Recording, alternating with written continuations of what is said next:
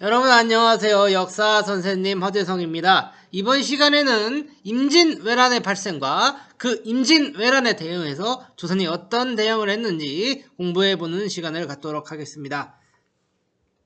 자, 먼저 주제 여기부터 보실 텐데요. 이분은 누구일까요? 네, 그쵸. 바로 이순신 장군입니다. 임진왜란 당시 조선의 바다를 지켜냈던 유명한 장군이죠. 우리 모두 다 잘 알고 있을 겁니다. 그분이 한 가장 유명한 명언이 있죠. 한번 읽어보도록 하겠습니다. 신에게는 아직 12척의 배가 남아있사옵니다. 전선의 수가 비록 적으나 신이 죽지 않는 한 외적은 감히 우리를 없인 여기지 못할 것이옵니다. 라고 하면서 명량해전에 나서기 전에 했던 말로 유명하죠. 그의 비장함을 알 수 있던 대사입니다. 자, 이제 본격적으로 내용 살펴보도록 하겠습니다. 자, 임진왜란의 발발 배경을 본다면 먼저 조선부터 살펴보실 텐데요. 조선은 이 당시 군역 제도의 문란으로 군대가 한마디로 개판이었습니다. 자, 대표적인 게 방군수포인데요. 그러니까 쉽게 얘기하면은 돈을 주고 군대를 안 간 거였어요. 방군수포라는 게. 자, 근데 돈 주고 군대 안 가면은 이게 군역제도에서 문란이 찾아오게 되겠죠. 자, 그리고 또 뭐가 있었냐면은 대립이라는 제도가 있었습니다. 말 그대로 대신 군대를 갔던 직업이 있었다는 것이에요. 자, 이렇기 때문에 자, 조선이 건국되고 나서 200년 동안 평화가 유지되었지만 이 200년의 기간 동안 군역제도가 문란해지고 군대도 개판이 되고 있었죠. 하지만 이순신은 달랐습니다. 이순신은 전라 좌수사로 부임하자마자 이 군역 제도를 뜯어고치게 돼요. 자기 손으로. 그래서 높게 평가를 받고 있습니다. 이순신이. 전쟁뿐만 아니라 이 군역 제도 또한 개편했다라는 면에서 뛰어난 평가를 받고 있죠.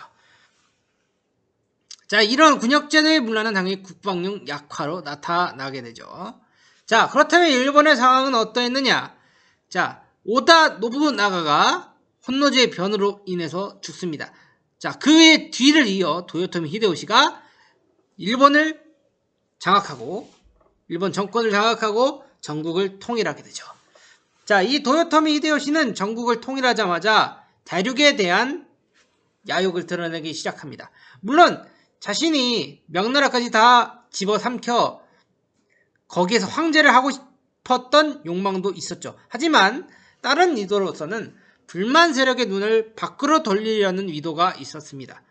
이게 무슨 뜻이냐라고 하면은 도요토미가 물론 무력으로 전국을 통일한 세력도 있어요. 하지만 도쿠가와 이에야스처럼 술수와 관계를 부려서 자기 발 앞에 무릎을 꿇린 경우도 있었습니다. 자, 그렇다면은 이 도쿠가와 같은 세력이 눈에 약간 좀 밟히겠죠. 자, 이들의 불만을 밖으로 돌리려고 자, 대륙, 그러니까 조선으로 대륙 침략을 도모했던 것이죠. 자, 임진왜란의 전개 과정 살펴보도록 할 텐데요. 지도 같이 보면서 이야기하도록 하겠습니다. 자, 일본은 가장 먼저 대마도를 거쳐 부산에 상륙을 합니다. 자, 부산 진성으로 먼저 진격을 하게 되죠.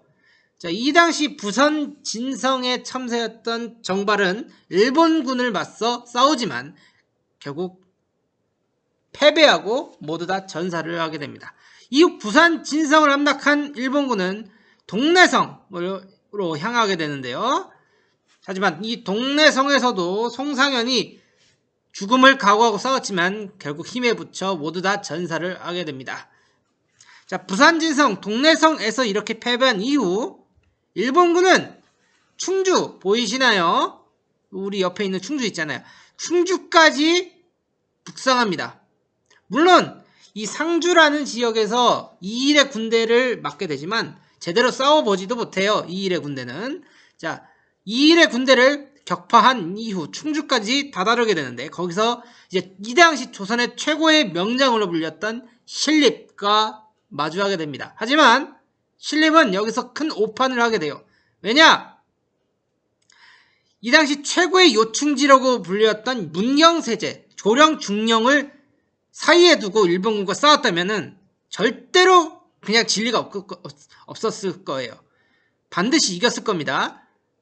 왜냐? 천의 요새였기 때문에. 하지만 신립은 이 조령 중령을 버리고 탕금대에서 배수진을 치게 됩니다.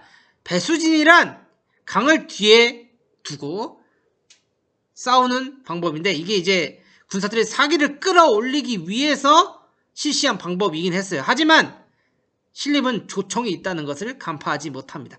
자, 그래서 신립이 자랑하고 있던 기마부대는 조총부대에게 박살이 나고 이후 나머지 군사들도 모두 다 전멸을 하게 되고 신립은 탄금대에 빠져 자살을 하게 되면서 이 전투는 조선의 대패로 끝나게 됩니다. 자, 이 신립이 전사했던 사실을 알게 되자 선조는 결국 한영을 버리고 평양으로 피난을 가게 됩니다. 이때까지만 해도 조선이 망하는 줄 알았어요. 하지만 조선을 위기에서 구해줄 두 세력들이 등장을 하게 됩니다. 그게 누구냐? 바로 이병이죠. 자, 이병이란 이롭게 일어난 군사라는 뜻으로서 정식 관군이 아닙니다.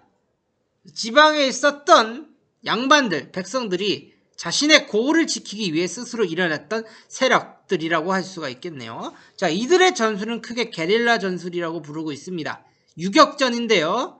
자, 일본의 대군과 직접적으로 맞서는 게 아니라 지역, 조건을 이용해서 치고 빠지는 기습 전술을 사용했다라는 것입니다. 지형적 특성이라고 나오잖아요.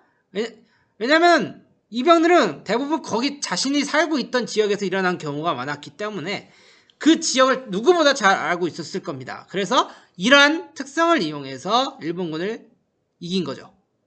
그리고 이들은 육로로 보급로를 차단을 하게 됩니다.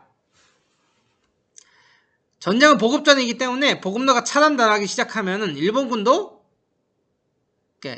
북으로의 진격 속도를 늦출 수밖에 없었죠. 자, 대표적인 이병을 살펴보시냐면, 자, 붉은 도포를 입고 있죠.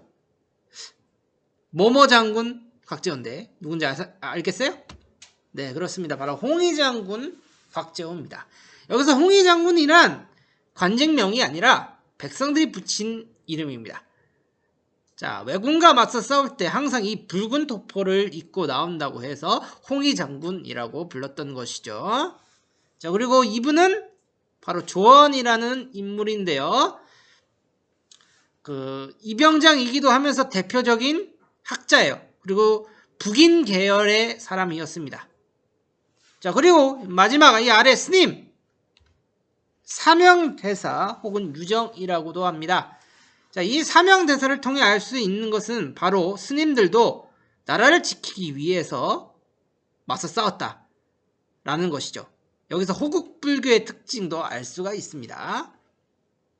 자, 조선을 구해준 이병이 있다면 이제 바다에는 수군이 있죠. 자, 이때 이순신 장군이 활약을 하게 됩니다. 뛰어난 전술, 대표적으로 하객진, 장사진 등, 그리고 판옥선, 화포를 이용한 승리를 하게 되죠.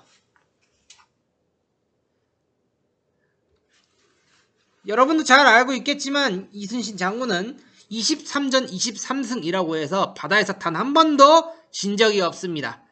물론 중간에 7천량 해전이라고 해서 원군이 말아먹은 게 있긴 하지만 그것은 이순신이 이끈 전투가 아니죠.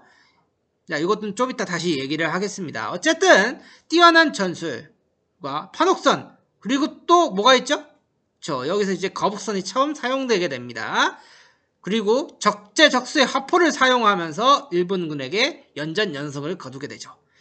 그리고 이 전투로 이 바다에서 승리로 인해 서남아의 바다의 제해권을 모두 다 장악을 하게 되고 일본군의 수군 보급을 차단하게 됩니다. 자, 원래 바닷길로 보급로를 마련할 생각이었어요, 일본은. 근데 이순신에 의해서 이 보급이 차단당하게 되자 단기간에 끝내려고 했던 이 전쟁이 장기전으로 바뀌게 되는 겁니다. 자, 그리고 이 옆에 나와 있는 그림은 바로 한산도 대첩의 그림입니다. 이 한산도 대첩에서 하객진이 사용이 되었고 이 하객진을 이용해서 일본 이 당시 최고 수군 장수였던 와키자카 야스하루의 부대를 모두 다 격침하게 됩니다. 이 한산도 대첩의 임진왜란 때 있었던 진주대첩, 행주대첩에 이어서 3대 대첩으로 불리는 전투 중에 하나입니다. 여기 관군의 활약, 권율의 행주대첩, 김시민의 진주대첩 이렇게 나와 있죠. 자, 권율의 행주대첩은 행주산성이라는 곳에서 이루어졌는데요. 자, 여기서 부녀자들도 관군들과 함께 맞서 싸웠다라고 해요. 그래서 여기서 유래한 단어가 행주치마라는 단어가 있습니다. 자, 그리고 김시민은 목사였는데, 자, 진주성에서 일본군을 맞아 싸워요. 그래서 그곳을 지켜냅니다.